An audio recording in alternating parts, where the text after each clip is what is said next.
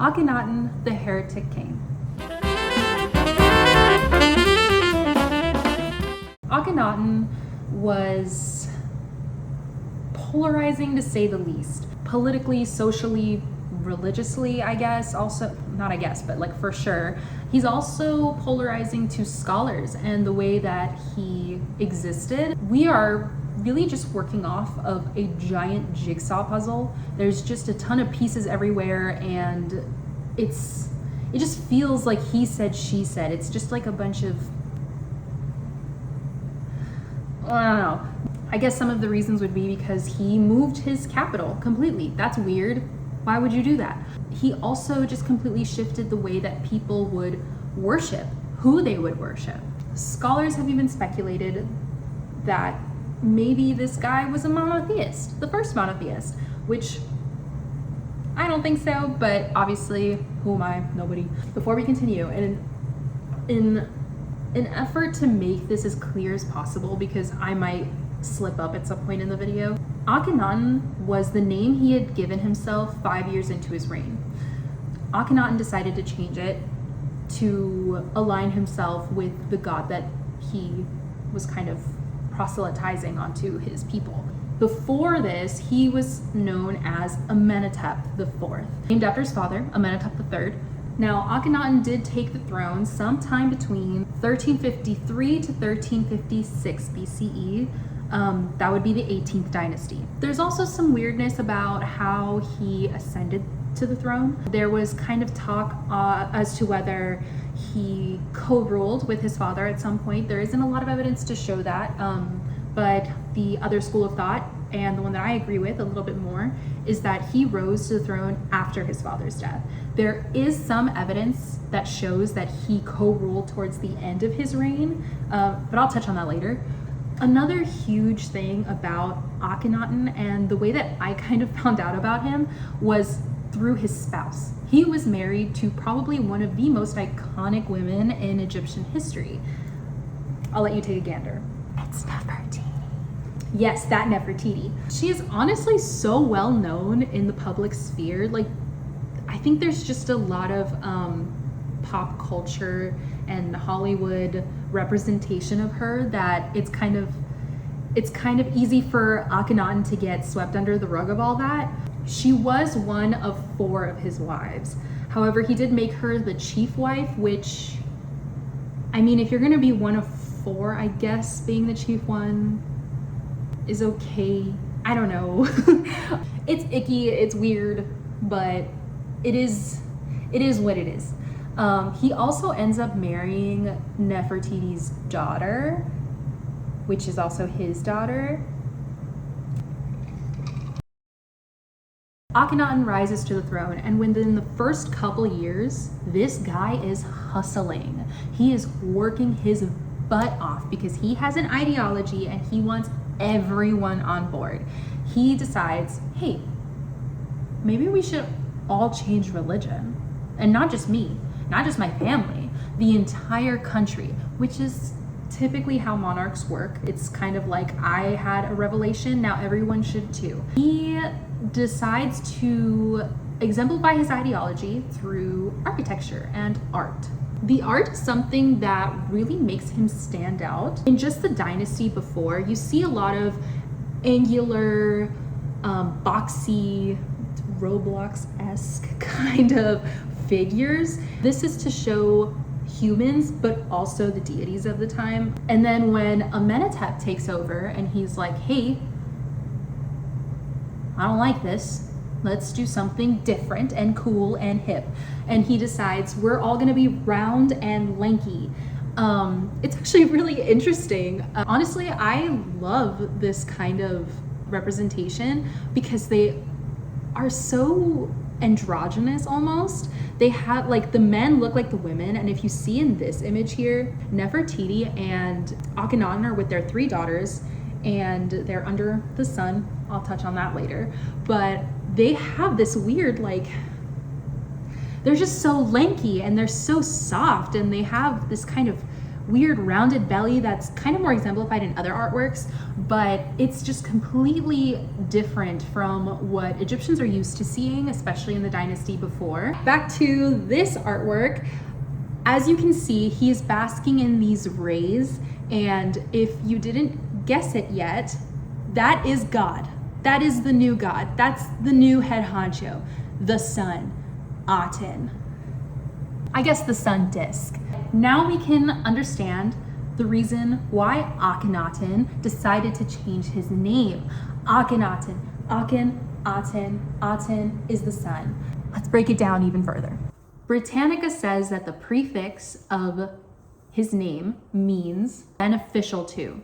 Biblical Archaeology Society says effective for, but the Fitzwilliam Museum from the University of Cambridge says servant of, which is weird here because beneficial for, effective for have a very similar connotation, while servant of is a crazy thing to call yourself as a king, and that's if that's the translation we're going with, but up to you. So remember earlier when I had mentioned that there wasn't just a shift in who the Egyptians were going to be worshiping, but how? Okay, imagine this. Dark sanctuaries deep in the recesses of Egyptian temples, shrouded in this kind of secrecy and elitism. There are rituals being carried out for several Egyptian gods up until now. Akhenaten says, stop that, we're gonna do it better. Akhenaten decided to bring worship to light, have people commune with their gods outside of dark, musty, dank corners. He wanted people to bask under the sunlight of Aten and really commune with him in outdoor spaces. And that really reflects in the kind of architecture that he began to construct. These new temples that were in service of Aten were very open air concepts. They had hardly any indoor space. Let's take a moment to really understand how religion worked for the people of ancient Egypt. Religion and life, daily life, was very much intertwined. Manifestations, and this could be the weather, someone decides to wage war on you, or maybe your neighbor decides he hates you.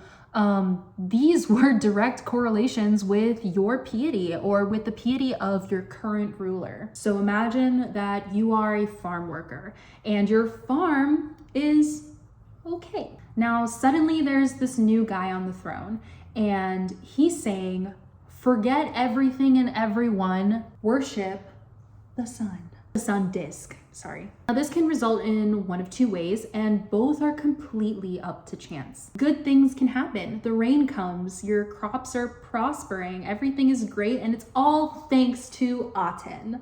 Or the more likely avenue is everything sucks and the Nile is flooding again. Your crops are ruined and they're not growing, and it's all because of dang Aten. Now, the reason I say the latter is most likely is because remember when I said that a lot of what we know about Aten is a jigsaw puzzle and it's all kind of in pieces all over the place?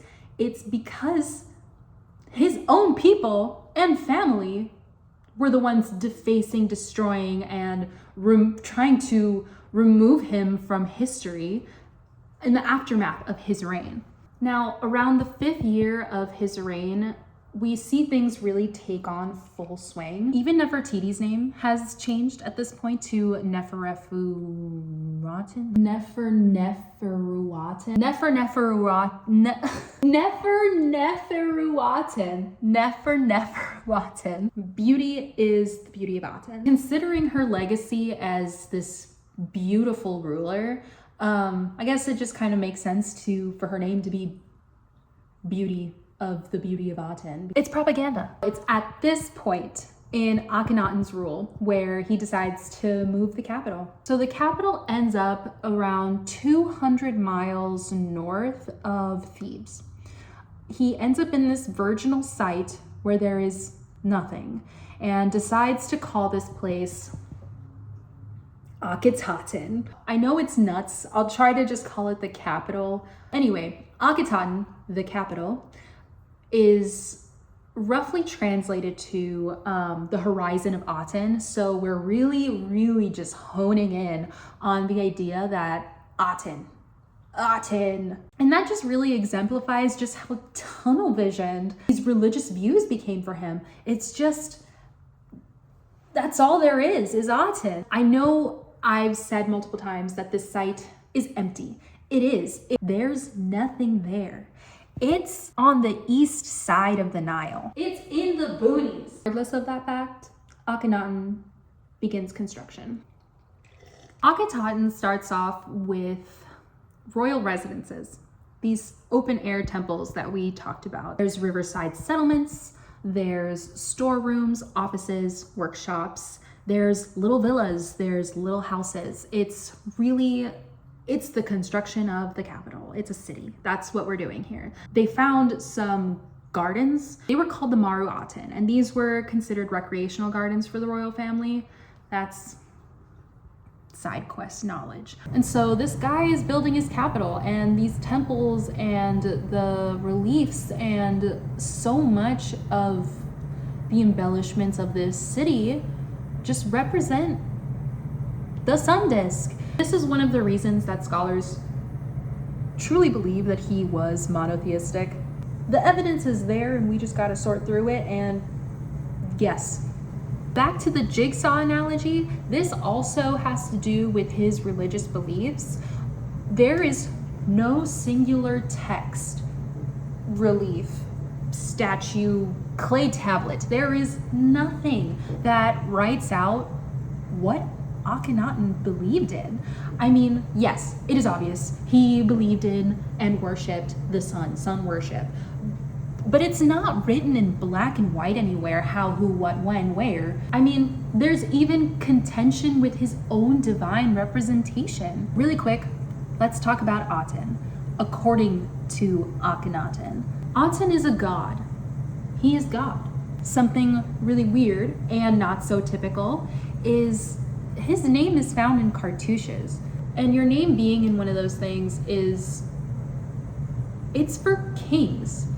It's not for gods. Whenever we see gods, usually, especially in the previous dynasty, they are anthropomorphic. They are humanoid. There's dialogues between kings and divinity, usually garnering their blessing. But according to Akhenaten's representation, Aten doesn't even have a mouth.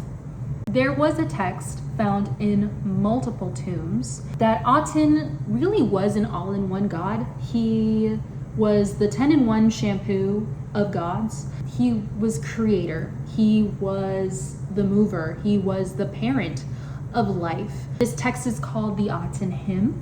Creator of seed and women, thou who makest fluid into man, who maintainest the son of the womb of his mother, who soothest him with that which still his weeping. Thou nurse even in the womb, who givest breath to sustain all that he has made. When he descends from the womb to breathe, on the day when he is born, thou openest his mouth completely. Thou suppliest his necessities. When the chick in the egg speaks within the shell, thou givest him breath within to maintain him. When thou hast made him his fulfillment within the egg to break it, he comes forth from the egg to speak at his completed time. He walks upon his legs when he comes forth from it. And I think this really does show how Aten kind of steps on the toes of the other gods. I mean, you're kind of going into other people's turf, bud. But I think that's kind of what Akhenaten was aiming for. It was just easier to go to one guy than to go to like 13, 14 guys. Obviously, this wasn't a very popular ideology.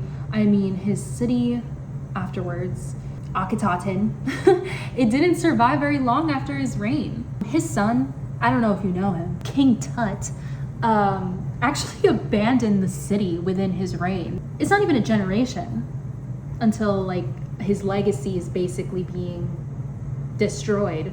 Akhenaten's rule was definitely a stint in time. It was very brief, but you know, there were parts of his reign that did kind of linger on. I mean, the relationship between people and their gods changed. It's just kind of hard to go back from being able to commune with them yourself. Even the stylistic choices of the art and architecture that he had constructed and invented during his lifetime, constructed and invented, loose term because he had builders and stuff, but whatever. It didn't just disappear. Some of his stuff may have been destroyed, his temples, his city, his legacy and whatnot, but it continued to echo into future generations. And although the cult of Aten didn't really last after his reign, you can still see echoes of his art and the architecture style just inspire the following generations of rulers and the way that they would decide to represent themselves. Akhenaten, he was a strange guy. I mean, he was religious and he was really adamant about it, and even if it wasn't that popular of a decision, he was true to himself, and I think that's great. My opinion's irrelevant.